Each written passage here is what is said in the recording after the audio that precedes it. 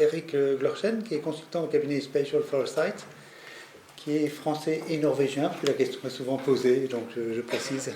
Pour un point de vue donc, européen, avant d'aborder la question du point de vue de l'Ouest français. Merci beaucoup.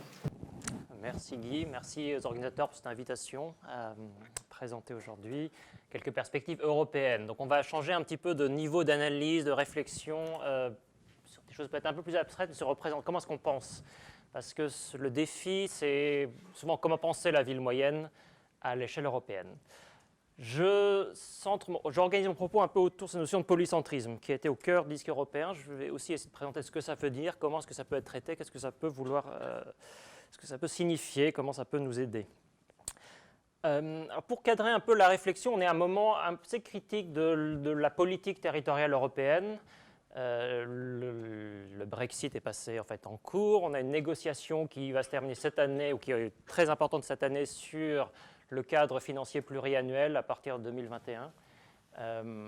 Donc toute la politique régionale va être réinventée maintenant dans les mois qui viennent pour après 2021. Donc il y a toute possibilité d'entrer, de faire valoir, d'essayer de développer cette perspective pour les villes petites et moyennes notamment, pour maintenir un discours territorial dans la politique européenne. Parallèlement, on a une lente maturation d'un discours européen d'aménagement du territoire, donc une manière de concevoir qu'est-ce que c'est que la cohésion territoriale, qu'est-ce que ça implique, comment est-ce qu'on la pense, comment est-ce qu'on peut dialoguer sur la cohésion territoriale à travers l'Europe. Donc c'est un peu sur ces sujets que je vais essayer de réfléchir avec vous. Donc en général, je vais aussi essayer de montrer comment la ville petite et moyenne, c'est une catégorie difficile à aborder du point de vue européen, et puis je vais montrer pourquoi est-ce que ça peut être une catégorie difficile. Donc déjà, qu'est-ce que c'est qu'en polycentrisme? Pour juste cadrer un peu le débat, qu'est-ce qu'on peut entendre par un polycentrisme? Différentes dimensions peuvent être évoquées. Donc il y a une question de hiérarchie urbaine. Est-ce que la relation rentable, donc est-ce que la deuxième ville est vraiment beaucoup plus petite que la première, ou est-ce qu'elle est presque de la même taille? Est-ce que les écarts entre les niveaux de la hiérarchie urbaine sont importants? Donc s'ils sont peu importants, on dirait que ce serait plus polycentrique. Est-ce que les centres sont bien répartis sur le territoire? Donc est-ce que le territoire, il y a un maillage de centres qui est équilibré? On peut aussi réfléchir en termes de connectivité. Donc, est-ce que les centres ont des moyens d'infrastructure, des réseaux qui leur permettent d'interagir les uns avec les autres, ou est-ce que toute l'attention, tous les flux vont vers un nombre limité de pôles de niveau supérieur? Donc, différentes manières d'aborder déjà le territoire, de calculer, qui ne sont pas nécessairement convergentes. On peut avoir des polycentrismes de différents types en fonction du type de situation qu'on observe. Alors, comment est-ce que c'est mis en œuvre actuellement en termes de réflexion? Je vais juste une carte pour illustrer, une carte de 2015 de l'OCDE, qui compare donc la Bretagne et la province de Saragosse en Espagne, avec donc ces zones en gris qui sont des zones fonctionnelles qui ont un peu été le Graal de la réflexion sur les villes en Europe très longtemps et qui le sont toujours. On a toujours du mal à délimiter qu'est-ce que c'est qu'une zone fonctionnelle. On utilise des données sur les flux, les migrations pendulaires, et c'est pas souvent difficile d'avoir des données cohérentes. Donc on a souvent considéré que quand enfin on va pouvoir délimiter la zone fonctionnelle, on va pouvoir réfléchir sur la ville. Ce qui comporte tout un ensemble de biais. Donc déjà là, on voit quelles sont les zones fonctionnelles qui sont considérées. Donc on a une représentation extrêmement simpliste par rapport à celle qu'on a vue tout à l'heure. Seuls certains, donc les villes petites justement disparaissent complètement. Il faut savoir que pour le CDE, une ville de moins de 200 000 habitants est une petite ville. Et les villes moyennes, c'est entre 200 000 et 500 000 habitants. Donc déjà, des questions de perspective qui sont difficiles. Donc comment traduire cette multiplicité de conceptions, de perception de ce qu'est une ville? Qu'est-ce que c'est qu'une ville de 20 000 habitants quand on est en Bretagne, quand on est dans le nord de la Suède, quand on est aux Pays-Bas? Faire converger toutes ces perceptions dans une même analyse, c'est très compliqué. Donc il y a besoin de réfléchir beaucoup plus aux fonctions. On en a déjà parlé aujourd'hui. Qu'est-ce que les fonctions, se concentrer sur les fonctions des villes plutôt que de vraiment porter autant d'attention au seuil de population. Mais ça devient évidemment très compliqué parce que les villes ont des fonctions différentes en fonction des pays, des cadres aussi. Donc, quelles seraient les fonctions qu'on pourrait utiliser comme base d'analyse au niveau européen? Donc, cet accord-là on n'a pas encore harmonisé les discours à ce niveau-là. Et un deuxième écueil, c'est ensuite d'essayer de justifier un agenda normatif de développement du Parlement, dire il faudrait essayer de justifier cet objectif européen qui est ancré dans les documents officiels européens par des données quantitatives. C'est typiquement ce genre d'analyse là où on compare le niveau de polycentrisme au niveau national et le produit national brut. En disant, donc l'observation de l'OCDE, c'est que le polycentrisme national aurait une corrélation positive avec la production, alors que le polycentrisme régional, lui, aurait une corrélation négative. Donc, a priori, on aurait un moindre produit régional brut par habitant quand on a une situation polycentrique. Ce qui pose la question des conclusions qu'on peut tirer d'une telle analyse. Qu'est-ce que ça implique? Est-ce qu'il faudrait avoir des régions plus monocentriques? Et peut-être plus, donc derrière, il faudrait réfléchir qu'est-ce qui génère un système urbain.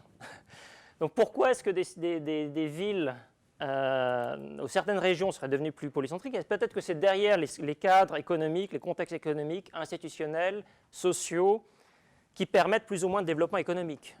Donc la corrélation entre la ville, c'est pas juste un ville et certaines performances, si on veut, économiques, c'est plus le reflet possible, en tout cas, de contexte plus large. Donc prendre quelques pas de recul pour comprendre ces résultats statistiques.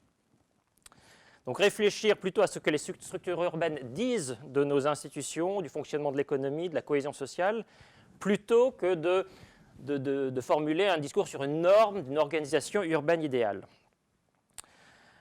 Donc ça nous amènerait à une réflexion plus qualitative sur le polycentrisme, pour essayer d'identifier des organisations urbaines qui seraient en cohérence avec les besoins, avec le fonctionnement de l'économie et du développement économique qui est souhaité. Pour essayer de comprendre, donc mieux comprendre, essayer de reconceptualiser un peu ce polycentrisme, il peut être utile de revenir à ses origines. Et ici, donc, je reviens dans un rapport de 1990, donc déjà assez ancien, sur l'organisation urbaine de l'Europe occidentale à l'époque, où Klaus Kunzmann et Michael Wegner proposaient ce modèle de la grappe de raisin que vous voyez à droite, par opposition à la banane bleue, que je pense est bien connue en France, comme alternative de la vision de comment penser le développement équilibré en Europe. Et critiquer, au départ, c'est une critique de l'idée que parce qu'on serait loin de cette bande bleue, on serait loin de l'endroit où les vraies choses se passent. Je cite les auteurs. C'est l'idée que si on en est loin, et qu'il y aurait une sorte de déterminisme spatial que soit on se positionne en opposition, on dit non, je refuse de suivre le mouvement de la concentration des activités qui serait une sorte de propension naturelle de l'économie, des sociétés. Donc soit on se met en opposition, soit on suit ce mouvement. Donc on dit non, il y a une autre manière d'aborder cette problématique, on peut penser différemment et d'explorer des possibles, réinventer des territoires, voir tout ce qui est possible dans tous les territoires, plutôt que de dire on a une structure à laquelle il faut absolument se dire je suis d'accord ou je veux essayer de la changer ou de la modifier. Donc il y a une sorte de spéculation sur la possible émergence de territoires de projets partout en Europe. C'est ça qui a été le début de la réflexion sur le polycentrisme. Et donc de se focaliser sur des effets possibles de coopération, tout en n'oubliant pas, ça a été évoqué, sur le fait que les territoires sont aussi en concurrence, les uns avec les autres. Donc coopération, concurrence, et voir comment ça peut constituer la base d'une cohésion territoriale. Donc simplement sur l'évolution du discours autour de ces idées qui ont été lancées donc, tout au début des années 90. L'adoption du SDEC, du schéma de développement de l'espace communautaire, en 1999, constitue un moment clé qui pose vraiment donc cette notion de polycentrisme et comme base d'un développement spatial équilibré et durable du territoire de l'Union européenne. Et jusqu'en 2007, donc l'adoption d'un agenda territorial, qui est donc l'agenda de l'ensemble des États membres pour les territoires, on a l'idée d'un réseau de villes qui permettrait de mieux répondre aux besoins de tous les territoires et de tirer profit de la mondialisation. Donc c'est plutôt, du point de vue, tous les territoires devraient pouvoir bien s'inscrire dans la mondialisation, en tirer profit. Clairement, à partir de 2007, on voit une réorientation du discours vers la compétitivité. L'objet de tous ces discours de polycentrisme, c'est de créer des pôles non pas qui tirent profit de la mondialisation, mais qui s'imposent dans la mondialisation, qui seraient des compétiteurs à l'échelle mondiale. Donc l'agenda territorial déjà de 2011, qui est donc une mise à jour de celui de 2007, se focalise sur les réseaux innovants pour surtout les grandes villes pour améliorer la compétitivité et la croissance économique. Donc ça, c'est aussi le discours qu'on retrouve dominant au niveau de l'OCDE. Et plus récemment, donc, le 7e rapport sur la cohésion, donc les rapports que la Commission européenne publie tous les 3 ans, le plus récent met vraiment l'accent sur ces grandes villes comme lieux de forte productivité, les lieux de base ou essentiels pour la prospérité de l'Europe.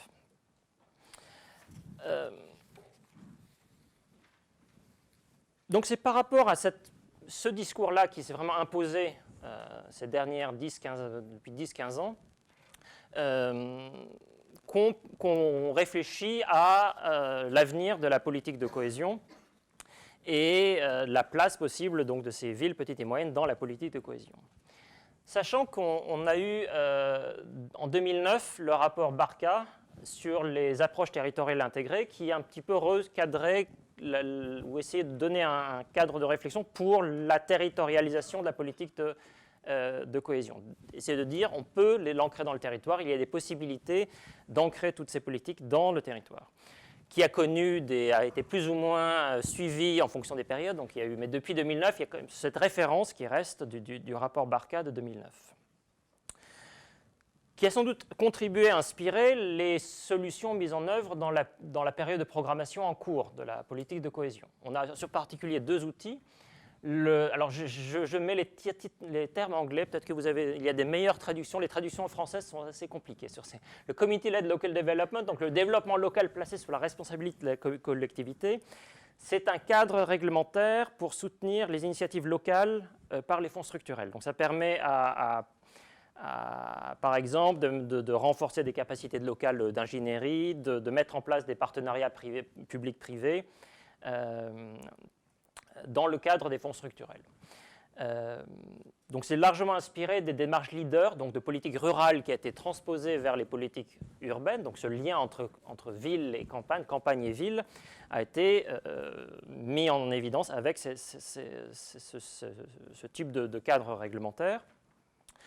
Depuis, donc en septembre, fin 2017, on dénombrait, donc à l'origine, Leader avait généré à peu près 2200 groupes d'action locale, donc ceux qui forment la base pour ces initiatives CLLD.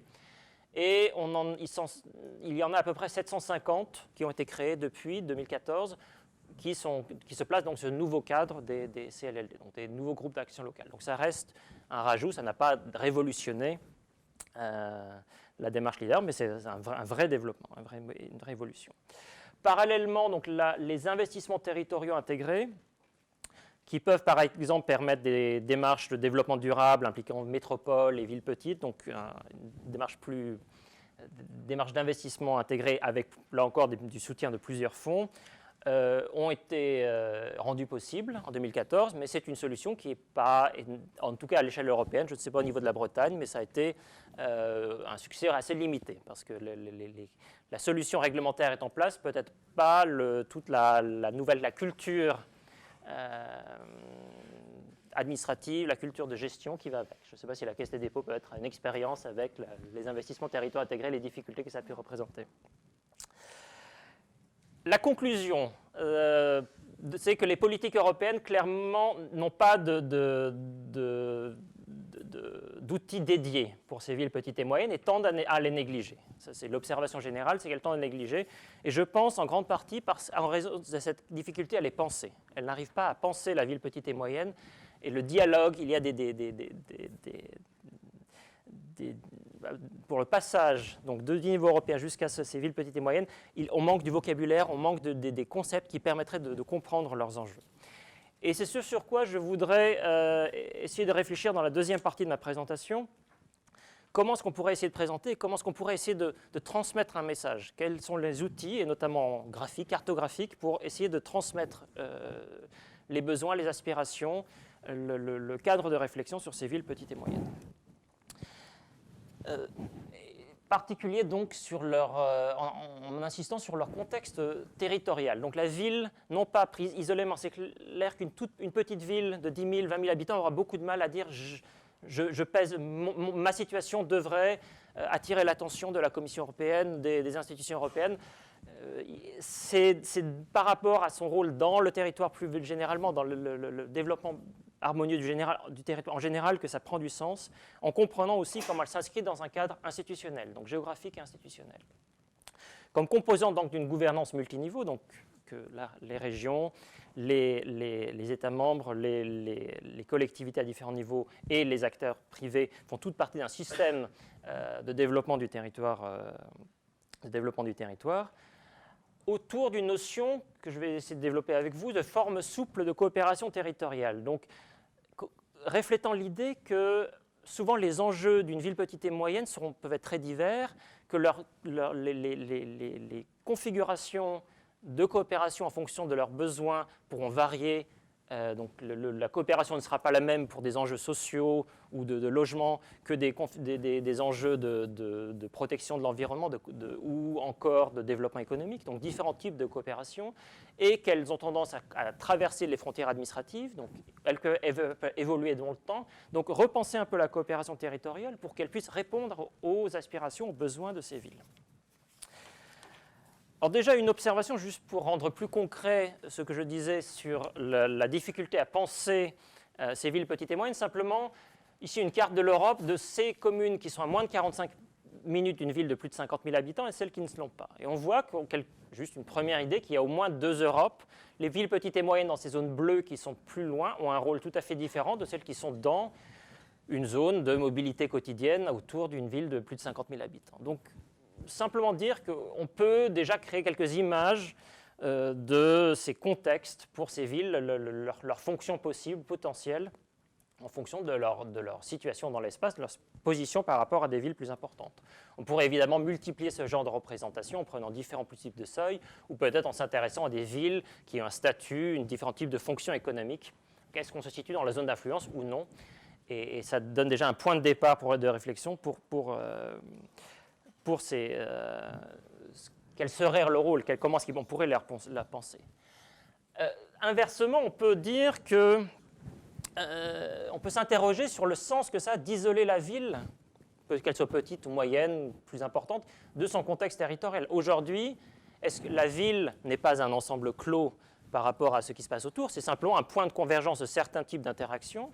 Et le développement, qu'il soit économique, social ou la politique environnementale, se crée dans ces interactions. Ici, une carte très, très basique, simplement combien est-ce qu'on trouve de personnes à 50 km autour de la ville. Bon.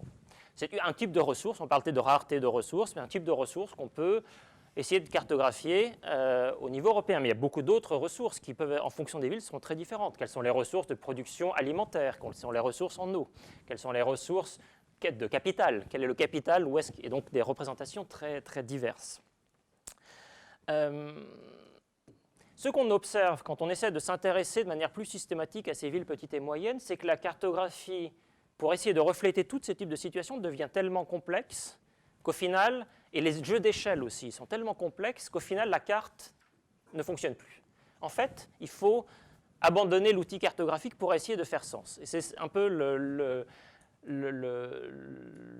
travail qu'on a essayé d'effectuer pendant un projet qu'on a mené ces dernières années sur quelles seraient les représentations qui permettent de donner du sens au cadre qui est important pour ces différentes villes. Je vois, ce tableau est très petit mais simplement certains géographes reconnaîtront peut-être les notions. C'est des corèmes, donc une ancienne cartographie très simplifiée du territoire, mais en reprenant un petit peu des symboles très basiques, des éléments très basiques. Où est-ce qu'on se trouve? Quelle est la forme du territoire dans lequel on s'inscrit? Quelles sont les influences par rapport auxquelles on cherche à se positionner? Où sont les axes? Quelles sont les grandes zones dans le territoire autour qu'il est important de distinguer? Et en réfléchissant sur ces thématiques avec les acteurs territoriaux, on arrive progressivement à des représentations qui permettent de transmettre des messages et qui permettent aussi aux acteurs entre eux de penser leur territoire. Donc de savoir où ils se situent et quel est l'enjeu territorial. Donc cette méthode, on a essayé de l'appliquer à une vingtaine de cas européens, le plus proche de nous étant le pôle territorial du Pays de Ré. Donc un territoire de villes petites au sud de Nantes et de Saint-Nazaire, qui essaie justement de se positionner par rapport à ces influences métropolitaines. Donc vous voyez le cadre en haut de positionnement, c'est ce qui les réunit. Avec un ensemble de défis qu'elles doivent surmonter, donc des villes côtières qui sont traditionnellement en concurrence, dans un territoire de forte pression touristique, des territoires ruraux qui ont d'autres types d'enjeux économiques, mais qui, avec une opposition historique entre des pays, l'intérieur et la partie atlantique, qui ne sait pas nécessairement beaucoup de dialogue historiquement. Des territoires très proches de Nantes, dans le coin supérieur droit, qui aussi ont hésité à savoir est-ce qu'on est nantais ou est-ce qu'on fait partie de ces territoires qui se positionnent par rapport à Nantes, qui essaient d'exister par rapport à Nantes, donc une hésitation Donc tout un ensemble de positionnements qui permettent de construire visuellement cette complexité des positionnements des différentes villes et ces perspectives de développement, ces enjeux de développement qui se présentent. Mais donc il n'existe pas simplement entre ces villes, elles n'existent pas simplement dans un cadre géographique, donc territorial, spatial, mais également dans un cadre institutionnel. Donc ces villes, en l'occurrence, font toutes partie de communautés de communes qui elles-mêmes donc, ont choisi de se réunir dans un pôle territorial du Pays de Ré, dans le département, dans la région. Donc un ensemble très hiérarchique dans le cas français, imposé par le haut, d'ailleurs dans son cadrage territorial. Et c'est dans ce cadre-là qu'elles peuvent essayer de développer une stratégie, des politiques d'investissement, des politiques de coopération, de formuler leurs propres projets. Ça devient intéressant, donc là on a un cadre peut-être très familier pour vous, qui semble presque trivial, cette hiérarchie, on la connaît bien. Quand on la compare maintenant à un autre cas européen, l'exemple du lac de Constance, on est dans une toute autre configuration. On voit, donc là, vous voyez les points autour du lac de Constance, c'est le réseau des villes du lac de Constance, des villes entre, disons, 5, 10, 50 000 habitants, qui existent, elles, non pas dans un système hiérarchique, mais un système très complexe de politiques d'agglomération, de Zurich, Singen, Bâle, qui est proche, donc des agglomérations de taille différentes, mais qui se superposent. Donc elles existent dans plusieurs types de configurations en même temps. Des conférences d'aménagement du territoire aussi à différentes échelles, des coopérations frontalières aussi qui agissent dans différents types d'espaces. Donc la superposition de nombreux systèmes d'interaction et rendre visibles ces différents types de configurations permet de communiquer au niveau européen sur la diversité de cette existence à la fois institutionnelle et géographique des villes petites et moyennes et créer les conditions d'un dialogue. C'est peut-être ça le message clé. Il est nécessaire de créer les conditions d'un dialogue pour pouvoir avancer dans une prise de parole européenne sur ces villes petites et moyennes. Sachant que parfois on est dans des configurations où le territoire, la continuité du territoire n'est pas l'objet premier de la coopération. Ici, la même tentative de représentation dans le cas du sillon lorrain, qui explicitement ne s'intéresse pas aux territoires ruraux, donc entre les différents pôles. L'objet du sillon lorrain, c'est d'essayer d'exister entre une zone d'influence parisienne, enfin une influence parisienne de Strasbourg, de Luxembourg, avec une très grande diversité entre Thionville, Metz, qui sont dans l'influence luxembourgeoise, le sud qui a une toute autre dynamique en raison de l'éloignement du Luxembourg, certains pôles plus petits, Saint-Dié notamment, qui sont intégrés à la démarche, d'autres non. Donc, des types il n'est pas simplement pour représenter le fait que certains acteurs territoriaux ne cherchent pas nécessairement à intégrer tous les pôles secondaires qui sont dans leur territoire. D'autres, au contraire, cherchent à dire non, je travaille avec des pôles choisis. Et ensuite, ça pose la question pour les différents niveaux, que ce soit la région ou le niveau national, quelle démarche de cohésion territoriale, d'équilibre, de développement territorial harmonieux par rapport à une démarche de cible, qui évidemment a son sens. Comment est-ce qu'on la complète? Quelles sont les démarches qui peuvent générer autour de ça un développement harmonieux? Un cas suédois de Halmstad, encore juste pour montrer la diversité des situations. Halmstad est une ville de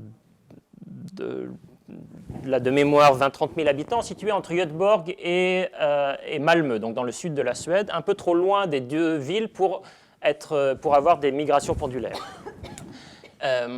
Donc il y a beaucoup de mal à exister et ils se sont rendus compte un peu par hasard qu'en fait la ville de Halmstad, les petites villes autour de Halmstad ont signifié à Halmstad qu'elle aimerait bien que la ville prenne un rôle moteur pour développer une stratégie de développement. Donc essayer d'exister et donc former un réseau.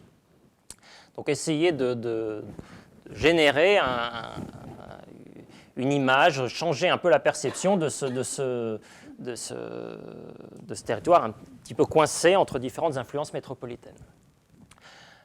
Initiative qui a été soutenue par l'État suédois, sachant que l'État suédois n'a aucune démarche générale du type pôle territorial en France, donc ils n'ont aucune démarche systématique, mais quand une collectivité vient chercher l'autorité nationale de promotion de l'innovation et de la croissance, elle est prête à mettre de l'argent sur la table pour soutenir. Donc elle apporte de l'argent, mais l'initiative elle-même, du coup, n'est pas ancrée dans les régions. Donc il y a une région, celle dont Halmstad est la capitale, qui soutient activement, mais les deux autres régions dont font partie les pôles, celle de Scanie ignore complètement, ne veut pas vraiment en entendre parler, et celle de Kronoberg est positive, mais n'apporte pas vraiment de soutien concret. Donc là encore, des situations qui n'ont rien à voir quand on compare avec la France, un système très hiérarchique, on part du principe que tout doit être ancré dans les différents niveaux, et une ville qui se positionne quelque part en lien avec le niveau national et avec une négociation un peu complexe avec le niveau régional pour essayer d'exister, et clairement par rapport aux métropoles, en opposition par rapport à ces métropoles qui exercent une influence et qui tendent à appauvrir ce territoire.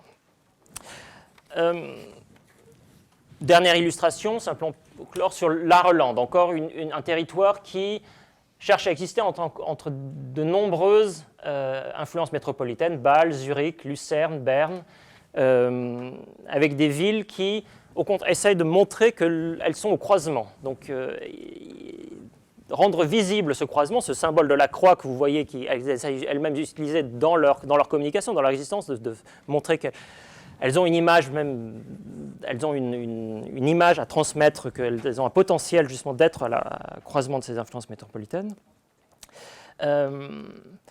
qui illustre l'idée qu'au niveau européen, ce qui ressort le plus dans les villes petites et moyennes, c'est justement ces situations de périphérie intérieure. En fait, c'est ces espaces-là qui ont des initiatives pour essayer d'exister, pour se construire. Donc, ce que j'ai entendu par la Bretagne, où on a moins ces situations, où elles sont plus un certain optimisme par rapport à un certain dynamisme, ce sont les villes qui sont au pied du mur qui cherchent à exister, qui cherchent à développer ces formes de coopération souple alternatives. Ces périphéries intérieures ont fait l'objet en Italie notamment d'une politique dédiée, nationale encore, avec à peu près 70 zones où l'État, le niveau national, crée des alliances pour donner ses capacités d'ingénierie aux réseaux de petites villes qui commencent à coopérer entre elles, qui sont encouragées à formuler des projets et soutenues dans cette démarche. Donc il y a des démarches intéressantes de ce côté-là en Italie pour systématiser les coopérations entre des villes petites et moyennes dans ces périphéries intérieures. Sachant que l'identification de ces situations, on a un peu tendance à considérer que toutes ces périphéries intérieures sont dans des situations analogues parce qu'on observe souvent les mêmes types de tendances de déclin démographique, de faible dynamisme économique, et peut-être à penser que c'est tout à peu près les mêmes types de situations auxquelles on apporterait des réponses du même type. Quand on essaie de regarder d'un plus près ce qu'a fait un projet ESPON, donc un européen de recherche récent sur les périphéries intérieures, on identifie clairement trois types différents en fait, de situations. D'une part, des espaces de faible accessibilité, d'autre part, des espaces qui ont une offre limitée, peut-être trop limitée en services d'intérêt général, donc peut-être un effet aussi de politique nationale ou régionale d'organisation des services d'intérêt général. Et un troisième type de territoire qui se trouve en fait déconnecté des réseaux de développement économique, du réseau qui peuvent apporter du capital, de l'expertise, des nouvelles initiatives. Et quand on observe de plus près donc les mécanismes de renforcement de ces situations, ces cycles un peu vicieux de renforcement de la périphéricité de ces espaces, on voit qu'il y a un processus primaire, donc là en l'occurrence on voit la faible accessibilité comme le processus primaire, et ensuite tout un ensemble de processus secondaires qui en découlent. Donc dans le cas d'une faible accessibilité, une économie de la connaissance qui a du mal à se développer, des effets fiscaux, donc progressivement les ressources des collectivités locales qui se réduisent, et le capital humain et social qui tend à s'appauvrir. Donc tout un ensemble d'interactions qui offrent des leviers politiques potentiels. Quand on regarde le schéma analogue pour les situations de faible offre en services d'intérêt général, les effets sont similaires, mais les liens entre les liens de causalité peuvent être différents. Donc on a les mêmes décroissances ou effets négatifs sur le capital humain et social, des effets fiscaux, des faibles croissances, mais avec des liens de causalité, donc des leviers politiques qui ne seront pas les mêmes, et donc un diagnostic qui amène des actions politiques différentes. Quand on est sur des faibles connectivités avec des réseaux, que ce soit d'apport de capital, de connaissances, d'expertise, ce qui apparaît au cœur du processus, c'est l'image qui est projetée, l'image que les habitants ont de leur propre territoire, donc l'importance des enjeux culturels, de la capacité à prendre des décisions, de la stigmatisation aussi, est particulièrement importante dans ces catégories. Donc, je pense que ces types d'analyse européenne, ou peut-être que le fait de regarder à cette échelle à travers beaucoup de territoires différents, permet de dégager ces grandes catégories et qui apportent au final qui appellent en tout cas des solutions très concrètes, qui peuvent être très différentes en fonction du type de territoire. Simplement pour illustrer et pour conclure pour ces différentes situations, juste un exemple d'une ville petite et moyenne qui a réussi quelque chose qu'on pourrait appeler un coup. La ville de Haparanda-Tornio, c'est deux villes jumelles à la frontière entre la Suède et la Finlande, avec 25 000 habitants. Sachant que les villes les plus proches, de 50 000 d'habitants ou 200 000 pour Oulu, sont à 1h30 en voiture. Donc elles sont loin. Et elle a réussi à attirer un Ikea en 2006. Ce qui a été le début d'une aventure pour cette zone qui a attiré énormément d'investissements, des milliards d'investissements depuis, parce que c'est devenu quelque part un centre commercial pour tout le nord de la Scandinavie. Qu'est-ce qui permet ce genre de mécanisme? C'est intéressant de regarder, évidemment, chaque situation est unique, mais tout d'un coup, qu'est-ce qui permet à un investisseur privé d'entrer en matière sur Ikea, de dire « je vais essayer, je vais tenter ça ». Ce qu'on observe, c'est que ça demande, de la part de l'investisseur privé comme du public, de penser des nouvelles mobilités, des nouvelles formes d'organisation de manière assez radicale. Il faut savoir que dans cette partie-là de l'Europe, les gens sont prêts à passer la nuit. Donc ils viennent passer le week-end pour aller au magasin Ikea. Ça fait partie un peu C'est une sortie quelque part. Donc il y a des hôtels qui sont construits autour. Des choses comme ça qui changent de perspective, où le fait, effectivement, Ikea, donc Ikea là, le personnel d'Ikea vient servir le café aux mobil-homes qui viennent aussi le matin pour... voilà, donc c'est une autre... Et c'est important, je pense, et là je reviens à ma réflexion initiale, on s'était focalisé sur ces territoires fonctionnels comme si c'était le Graal de tout, et qu'une fois qu'on avait délimité le fonctionnel, on avait un peu la vérité de ce qui était possible et ce qu'on devait faire. Là, on voit un fonctionnel qui change tout, qui remet tout à plat et qui a changé la configuration commerciale de la région.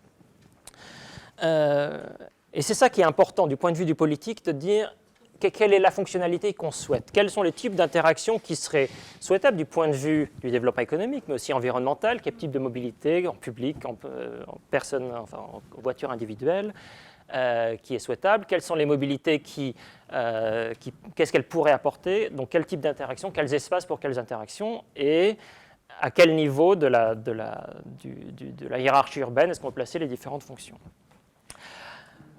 Pour conclure quand même sur ce cas de Haparanda, c'est quand même assez...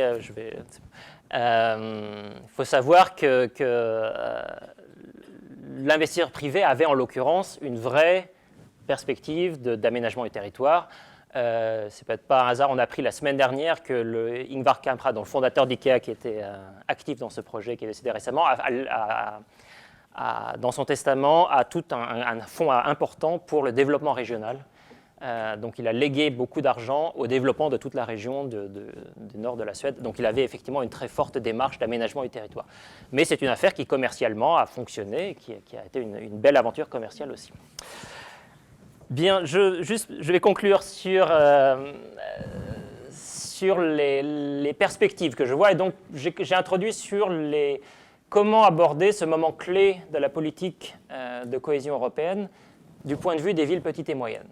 Il me semble que l'angle de la coopération territoriale doit être au cœur. Les villes petites et moyennes ne peuvent exister pour l'Europe que dans le cadre d'une coopération territoriale et penser cette coopération et les formes de coopération qui peuvent fonctionner pour ces villes. Et en particulier, donc, ces formes souples de coopération. Il faut savoir que la coopération, quand on observe la coopération territoriale en Europe, on voit souvent que la coopération transfrontalière sert de catalyseur à la coopération au sein des pays. Donc souvent, la coopération au sein même des pays fonctionne mieux près des frontières parce qu'il y a eu une tradition qui s'est mise en place avec la coopération frontalière. Que l'Europe donc, a joué un rôle moteur dans les coopérations territoriales et qu'elle peut transposer, comme elle a déjà fait de leader vers les villes, mais qu'elle peut transposer ces modèles de coopération. Promouvoir la coopération comme élément clé de l'obtention de fonds européens est une manière de mettre les villes petites et moyennes plus au centre des démarches de politique de cohésion. Comme je l'ai dit, la focalisation sur les fonctions plutôt que les catégories de taille démographique est importante, donc il faut renouveler le discours. Tant qu'on reste sur l'idée que la ville est définie par sa taille, sa population, on n'arrive pas à entrer en matière sur les villes petites et moyennes, et donc il y a besoin de changer d'optique à ce niveau-là. Que les échanges européens peuvent permettre de diffuser certaines bonnes pratiques, la confrontation de différents types de situations institutionnelles, le développement économique, permet de diffuser des bonnes pratiques et peut être de manière plus importante de sortir de certains fatalismes, de certains territoires qui disent « je suis une ville de 20 000 habitants, je ne peux que faire ça ». L'horizon des possibles peut être étendu avec ces échanges d'expériences, en particulier en sortant des cadres institutionnels, parce que souvent c'est le cadre institutionnel qui contraint les possibilités.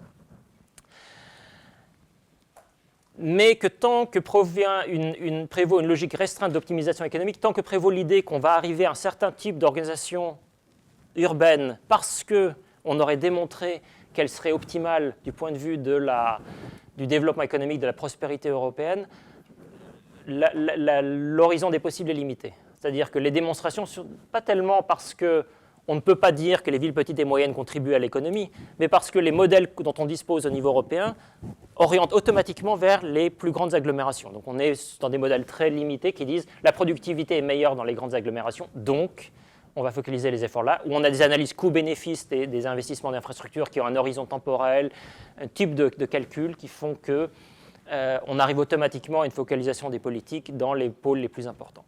Donc, c'est important, c'est ce discours-là qu'il faut porter pour arriver à une politique de cohésion après 2020 qui aurait une perspective territoriale plus favorable aux villes petites et moyennes.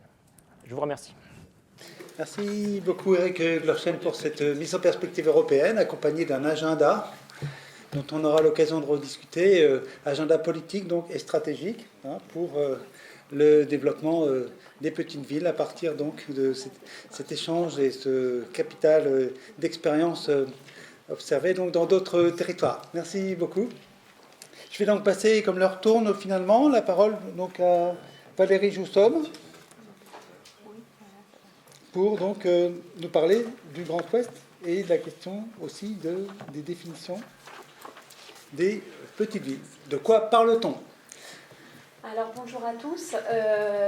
Petite ville, de quoi parle-t-on ? On m'a demandé de venir en début de colloque de façon à poser, à définir un petit peu qu'est-ce que la petite ville. Alors je vais le faire à l'échelle de la France. Alors je dois vous dire d'abord que le travail que je vais vous présenter n'est pas un travail inédit.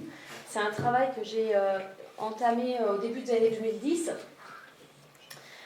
dans le cadre d'un programme de recherche PSDR sur l'ouest de la France qui portait sur les espaces ruraux. Et donc le travail que je vais vous présenter a déjà fait objet de publication dans la revue Territoire en mouvement et dans une revue européenne qui s'appelle Urban Countryside, où il y avait l'idée justement de comparer la notion de petite ville au sein de l'Europe. Alors, pour revenir un peu à l'origine de ce que je vais vous présenter, c'est un petit peu ce qu'on a déjà entendu ce matin, c'est-à-dire qu'on avait un programme de recherche PSDR en collaboration avec l'INRA sur la question des espaces ruraux qui couvrait le grand ouest, le grand quart nord-ouest de la France, c'est-à-dire Basse-Normandie à l'époque, Basse-Normandie, Bretagne, Pays de la Loire, Poitou-Charentes. Ce programme a donné en particulier un certain nombre de publications, mais dans les publications grand public, c'est un petit peu l'origine de la publication que vous connaissez peut-être qui s'appelle l'Atlas des campagnes de l'Ouest. Et dans ce programme, assez rapidement, on bien sûr étudié la question rurale dans l'ouest de la France, c'est intégrer des polarités, des gros bourgs, des petites villes. Et assez rapidement, entre chercheurs, on s'est rendu compte qu'il y avait des registres de vocabulaire très diverses et qu'on n'était pas sûr, quand on disait petite ville, de tous bien parler, d'avoir la même idée, le même concept derrière. Donc, on est parti... moi qui avais fait une thèse sur la question des gros bourgs-centres, qui était un peu bercée dans cette question de hiérarchie urbaine, la base de la hiérarchie urbaine, eh bien, on m'a demandé d'organiser un peu une mise en cohérence de nos propos. Donc, ce qu'il faut bien comprendre, c'est qu'il existe différents registres de vocabulaire. Ces différents registres utilisent parfois ou pas les mêmes mots, mais que derrière les mêmes mots, il n'y a pas la même idée. Donc on a un registre de vocabulaire de l'administration qui parle pas de petite ville, pas du tout, mais qui va parler de communes. Donc en France, vous le savez, il n'y a pas de définition, il n'y a pas une définition officielle, juridique de ce qui est la ville.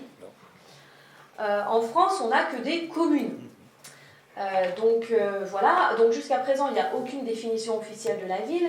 On peut voir quand même qu'il commence à y avoir, d'un point de vue administratif, des formes de hiérarchisation avec des communautés de communes, des communautés d'agglomération, des communautés urbaines, des pôles métropolitains. Mais il n'empêche que jusqu'à récemment, on n'a aucune notion de ville, de petite ville, de grande ville, d'un point de vue administratif. Mais vous voyez que déjà, il y a des problèmes qui se posent parce que parfois, il y a des gens... Donc, le mot, c'est commune. Mais vous voyez, par exemple, souvent, quand on vous demande de remplir votre adresse, on vous dit, mettez là le code postal, et après, parfois, on vous dit commune, mais parfois, on vous dit ville. Et moi, qui habite une petite commune rurale, je suis un peu troublée. On me dit, voilà, votre code postal, et puis après, votre ville. Alors, je dis, mais est-ce que c'est ma commune ? Tout à l'heure, on a parlé, par exemple, et vous voyez que déjà, il commence à y avoir une confusion, c'est-à-dire que, est-ce que commune égale ville. On a dit tout à l'heure, par exemple, dans une petite ville de 350 habitants. Pour moi, géographe, 350 habitants, c'est pas une petite ville, on dit une commune, à ce moment-là, de 350 habitants. Donc, bon, d'un point de vue administratif, il n'y a pas de définition officielle, mais déjà, voilà.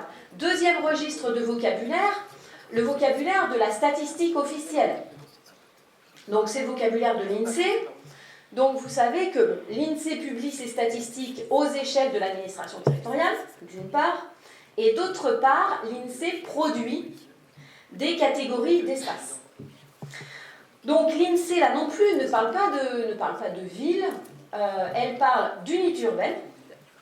Donc, une unité urbaine, c'est une commune dont la population agglomérée dépasse 2000, agglomérée au chef-lieu. Dépasse 2000, c'est une définition du milieu du 19e siècle qui n'a jamais évolué. Et là aussi, on passe assez vite d'unité urbaine à ville. Par exemple, l'INSEE dit voilà, 80% des Français vivent dans une unité urbaine, donc 80% de la population française sont des citadins. Bon. 2000 habitants agglomérés dans l'ouest de la France, c'est un gros chef-lieu de canton. Et sont inclus dans cette unité urbaine tous les habitants de la commune, c'est-à-dire même ceux qui sont dans des écarts et des fermes isolées. Donc dans ces 80% de citadins, on va inclure tout ça.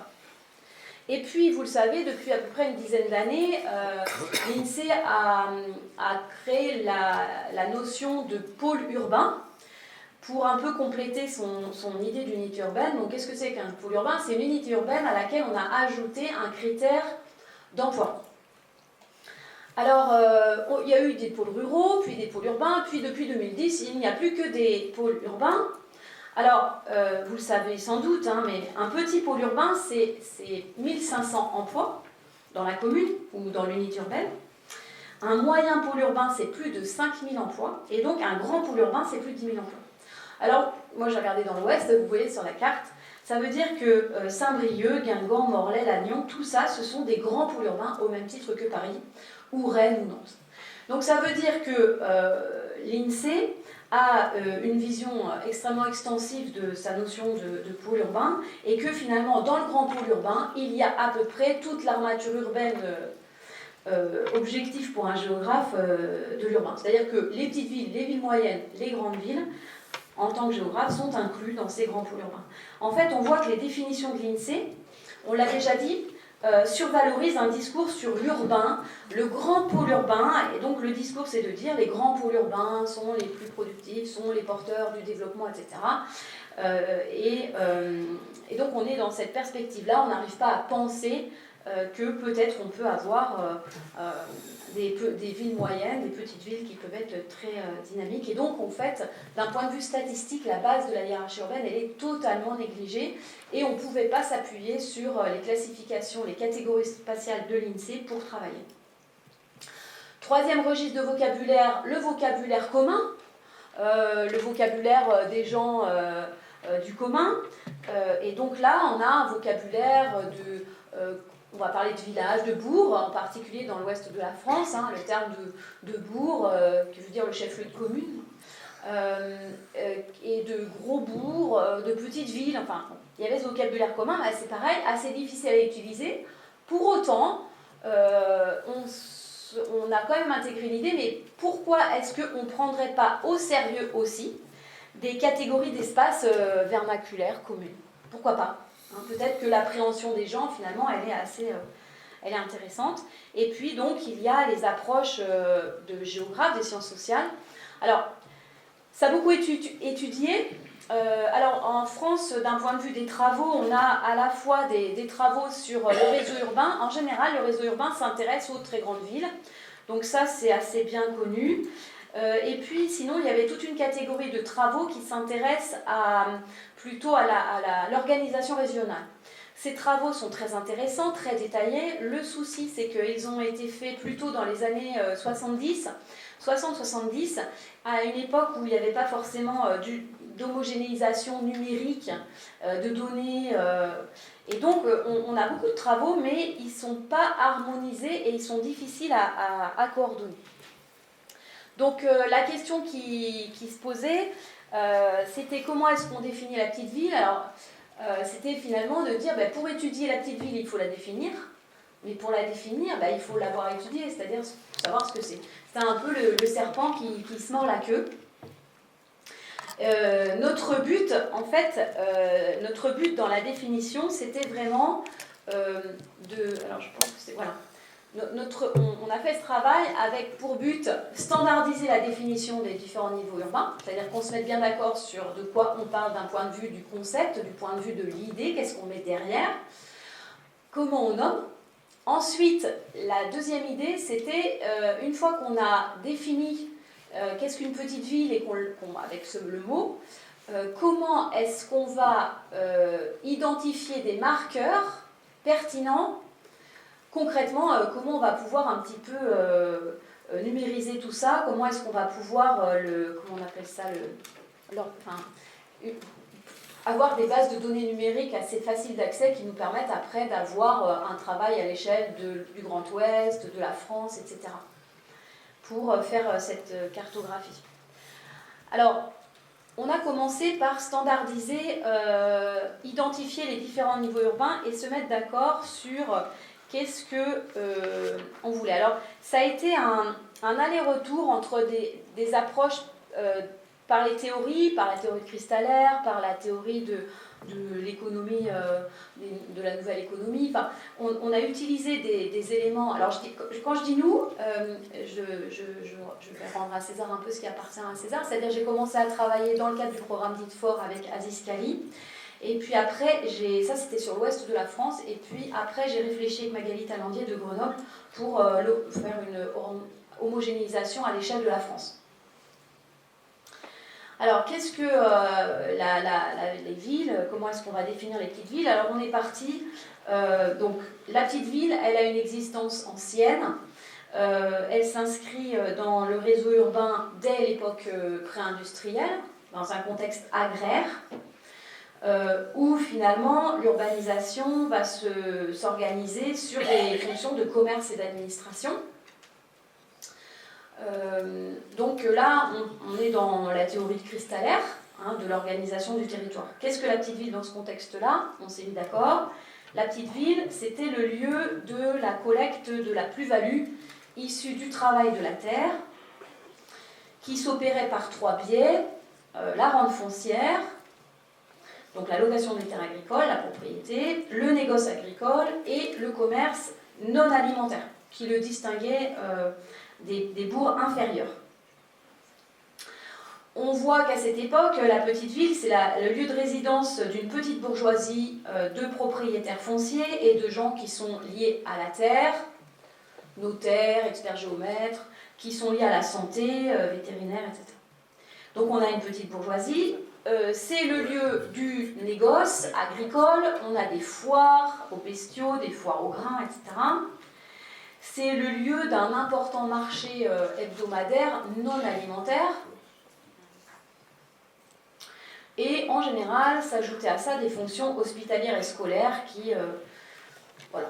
Donc ça, c'est la description d'une petite ville pré-industrielle en contexte agricole. Bon, évidemment... voilà. Donc... évidemment, ça c'est en contexte agraire. Donc ensuite, révolution industrielle. Alors là, évidemment, on peut supposer que les petites villes fonctionnelles aujourd'hui ont connu bien sûr ce passage dans l'époque industrielle. Et donc les petites villes cristallariennes, elles vont perdre leur fonction de négoce agricole ou pas, mais enfin, elles peuvent le perdre, ça s'atténue. En tout cas, le négoce agricole ne passe plus par des centres, ça passe faire dans des filières. Enfin, donc on a un effondrement des fonctions traditionnelles. Donc là, ce que je veux vous dire, c'est que les indicateurs pertinents pour définir une petite ville évoluent dans le temps. Donc là, dans le contexte industriel, il se passe autre chose et donc les indicateurs de la petite ville vont changer. Alors, on s'est intéressé, grosso modo, pour distinguer la petite ville des autres niveaux urbains, on a observé à partir de quand ça s'industrialise et à partir de quand ça se désindustrialise. C'est-à-dire, quand est-ce que l'organisme urbain entre dans la révolution industrielle et à partir de quand il en sort pour peut-être entrer dans la nouvelle économie de la connaissance. Alors, je vais aller très rapidement parce que c'est pas trop le sujet, mais grosso modo, les grandes villes, la révolution industrielle se diffuse de façon hiérarchique. C'est-à-dire que les grandes villes vont s'industrier le plus précocement, ensuite les villes moyennes et les petites villes. En général, l'industrialisation des petites villes se situe plutôt dans le milieu du XXe siècle avec le camion, donc dans le contexte des 30 Glorieuses. Ça, c'est pour identifier le démarrage. Après, on va identifier la désindustrialisation. En fait, les grandes villes vont se désindustrialiser les plus précocement, dès le milieu des années 70, pour entrer dans une économie tertiaire, dans une économie de la connaissance. Donc ça, c'est les grandes villes. Ensuite, on a les villes moyennes qui se désindustrialisent, mais qui ont du mal à entrer dans l'économie de la connaissance, qui sont... Disons, elles sont trop grandes pour être compétitives d'un point de vue industriel, mais elles sont trop petites pour entrer dans l'économie de la connaissance, dans un premier temps. Et puis enfin, on a le modèle de la petite ville qui, elle, va plutôt être encore dans un modèle économique industriel. Donc avec une résistance de l'industrie dans les petites villes. Donc ça, c'était très vrai pour l'Ouest, et l'exemple de Lamballe est tout à fait... voilà. Donc la petite ville, elle s'industrialise, et cette industrialisation de la petite ville va lui permettre de maintenir ses fonctions commerciales, d'éducation, etc. qu'elle avait auparavant. D'accord ? Donc le gros marché hebdomadaire non alimentaire, eh bien, c'est l'hypermarché, on va dire l'ancêtre, c'est l'hypermarché. Et donc ces fonctions d'éducation vont persister. Ce que je veux dire par là, c'est que, imaginons une petite ville pré-industrielle qui ne serait plus fonctionnelle en contexte industriel. Ben pour nous, enfin ça dépend un peu après de ses fonctions, on va le voir, hein, mais pour nous, ce n'est plus à proprement parler une petite ville, ça peut être une petite cité de caractère touristique. Hein. De la même façon, donc on a défini d'un point de vue fonctionnel les petites villes à partir de notre expérience, de notre expertise sur l'ouest de la France.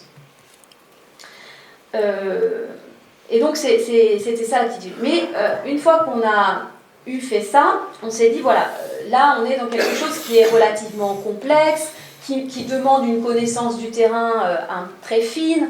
Voilà. Comment est-ce que maintenant on peut harmoniser quelque chose de très opérationnel pour définir à peu près à coup sûr les petites villes, les villes moyennes, les grandes villes et les espaces ruraux de façon un peu automatique.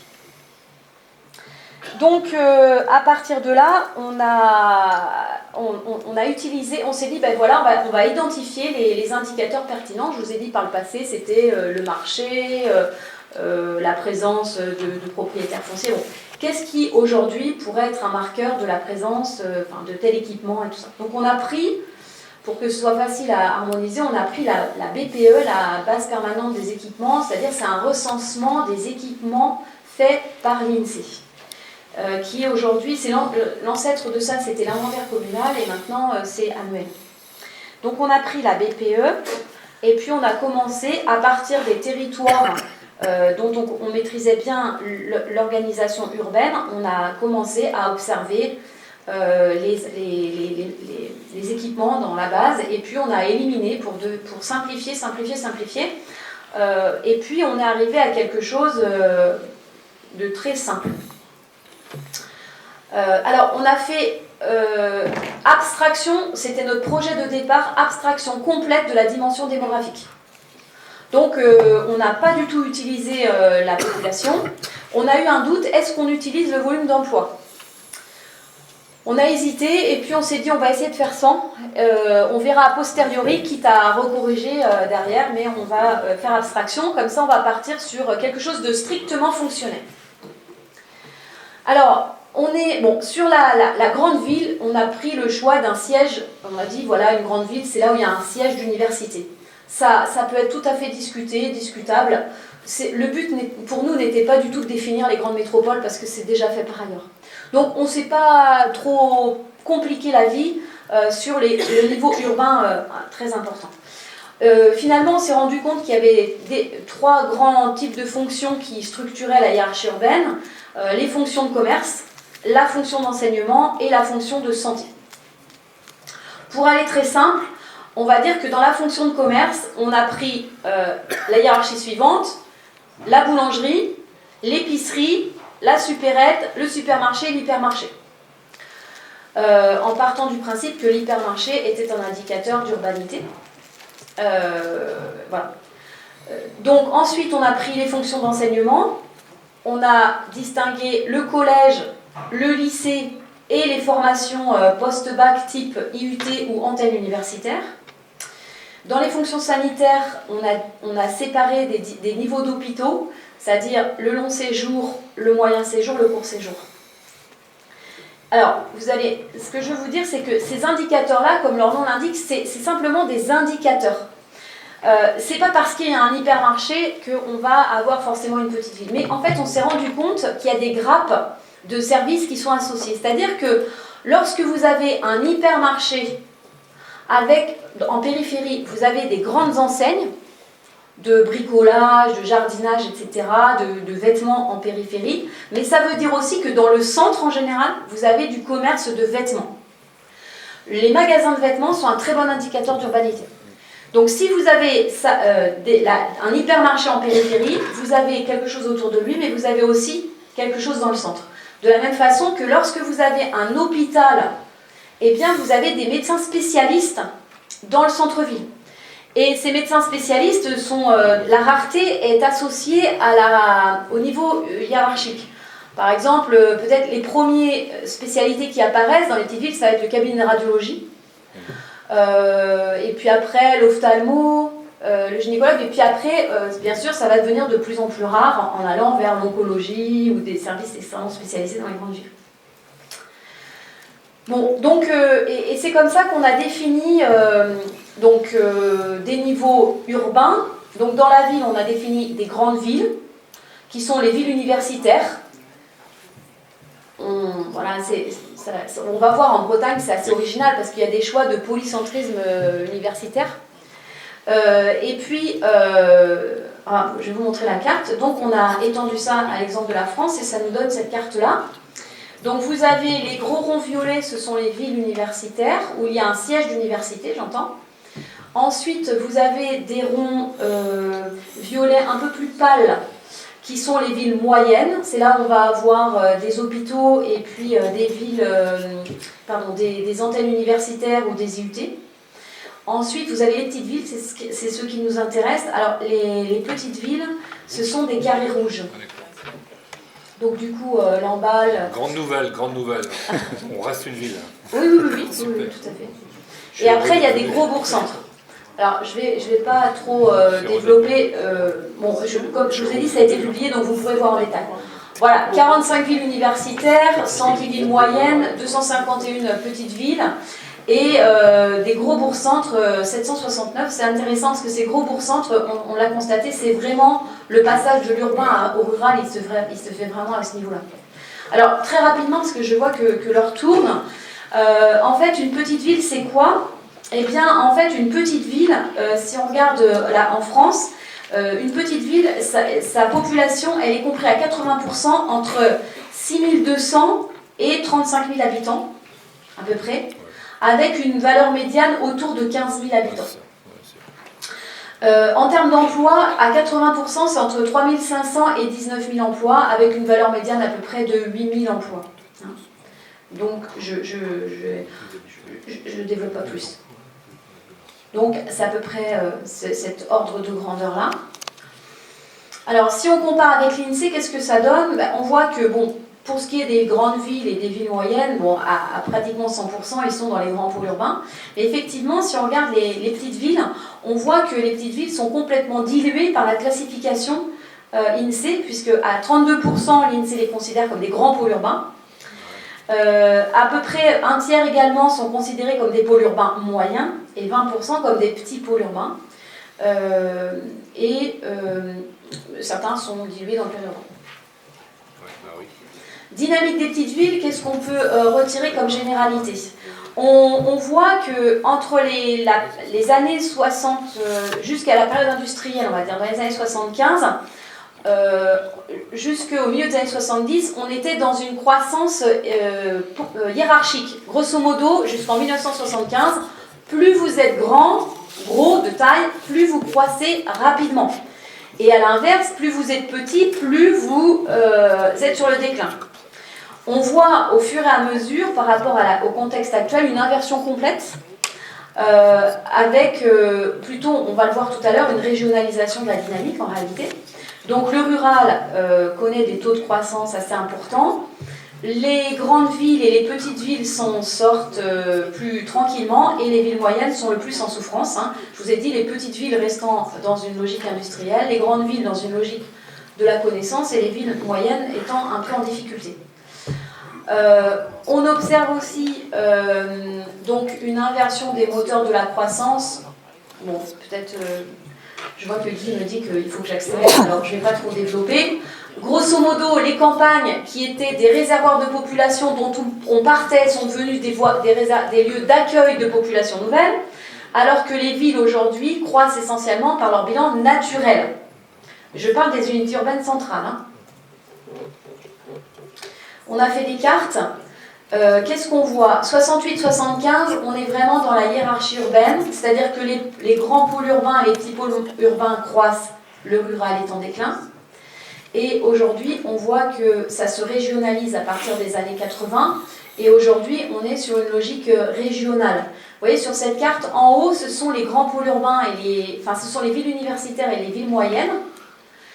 Au centre, là où j'ai mis une flèche rouge, ce sont les petites villes. Et en bas, c'est le rural. On voit en fait qu'il y a une régionalisation de la dynamique démographique, c'est-à-dire que grosso modo, tout le sud et tout l'ouest, ça croît, et le nord-est est en difficulté. Bon, c'est extrêmement synthétique. Alors, une petite conclusion. En conclusion, donc ça c'était un travail, vous voyez, on a fait ça plutôt dans la première moitié des années 2010. Ça devait être une base pour continuer à réfléchir sur les petites villes à partir de ça. Bon, le temps nous manque et tout reste encore à faire pour creuser à partir de ça. Moi, ce que j'en retiens, c'est que d'abord, je constate qu'il y a une très forte inertie de l'armature urbaine. C'est-à-dire que moi, ce qui me paraît tout à fait intéressant, c'est de voir que sur le long terme, il y a une très forte pérennité du réseau urbain. Et quoi qu'on en dise, on a l'air de se gratter la tête en disant « Ah, qu'est-ce que c'est une petite ville, qu'est-ce que c'est une ville moyenne ?» En réalité, ça ne bouge pas beaucoup. Moi, ce que je trouve le plus remarquable, par exemple sur l'intercommunalité, à la Révolution française, on a créé des districts. Et finalement, la carte des districts, il y en avait entre 6 et 9 par département. Et ce qui est très intéressant, c'est qu'au bout de 2 siècles, finalement, d'intercommunalité, etc., de réflexion, la carte des districts est toujours pratiquement valable. Donc ça pose une question, et je pense qu'on connaît notre armature urbaine et on tergiverse, mais il y a une forte inertie. Le dernier aspect qui me paraît important, c'est que ce qu'on a fait là, on est parti sur les communes ou les unités urbaines. Aujourd'hui, notre travail, il ne pourrait plus se faire parce qu'avec les fusions avec les communes nouvelles, ça a un impact statistique qui est énorme. Et donc, en substance, je vais prendre un exemple. Dans la région nantaise, il y a une région entre Nantes et Cholet qui s'appelle les Mauges, une région d'industrialisation rurale très forte. Dans les Mauges, il y avait 63 communes, 7 communautés de communes, cantons. Au 1er janvier de l'année dernière, alors il y a une grande solidarité dans les Mauges, une très grosse organisation collective. Le 1er janvier, pas 2018 mais 2017, dans les Mauges, les 63 communes ont fusionné en 7 communes nouvelles, les anciennes Comcom, et ces 7 communes nouvelles forment une nouvelle interco qui est donc une communauté d'agglomération. Je ne sais pas le nombre exact d'habitants, mais vous voyez, il y a 100 000 habitants. Et bien maintenant, dans les Mauges, qui est un pays profondément rural, avec des gros bourgs, eh bien, on a des communes de 25 000 habitants. La plus grosse fait 25 000 habitants, la plus petite doit faire dans les 10 ou 15 000 habitants. Dans cette commune de 25 000 habitants, que l'INSEE va donc appeler un pôle urbain, un grand pôle urbain, eh bien, on n'a pas de bourg à plus de 8 000 habitants agglomérés en réalité.